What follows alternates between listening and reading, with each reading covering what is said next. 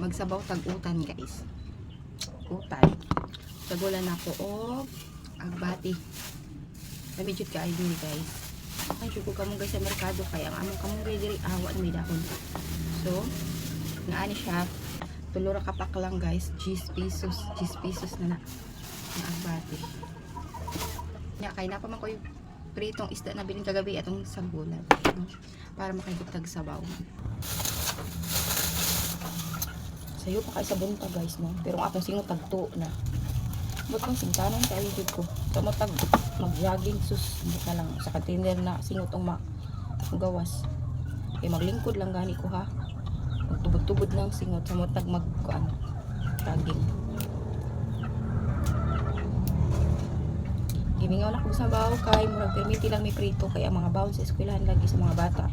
Di man pwede sa bawo so prito gyud kasi ganang prito. Karon kay Y klase so magsabaw ta.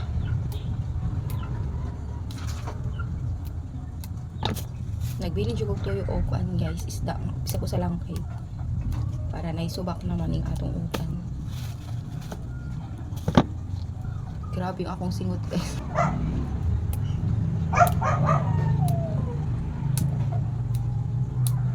May gini ako napalit na cheese na agbati kay kuan. Daghan siya ba? Daghan siya kuan. Ato na ni ilong ang kaya siya kay bukal ng tubig. Grabe oh. Basta sa singot. Ay pag sila kong hugasan diya kay daghan jud kay kong hugasan.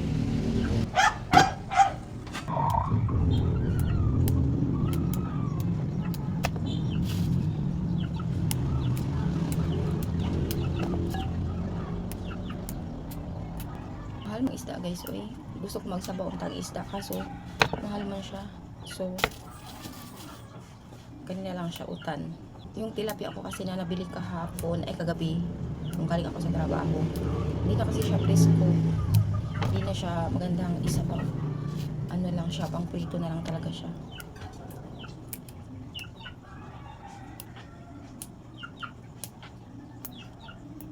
Yan. Diba? Malunggay na naman. Sobrang mahal ng malunggay guys. Grabe. Yung malunggay na kasi namin dito, kakaano lang yun, tanggal ba kasi ano na siya, yung sobrang haba na. Kaya kailangan na siyang ulan ba? Ulan.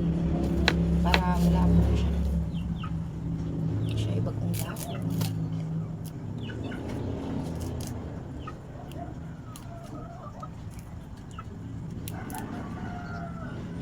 Muna ako buhaton guys, basta ako mga anak Y klase, mag-utan jud ko. Magsabaw jud ko kay para makahigop sila sa sabaw. Pero kanang magabi sad, mag-utan man sad ko magabi. Ano lang buntag syempre.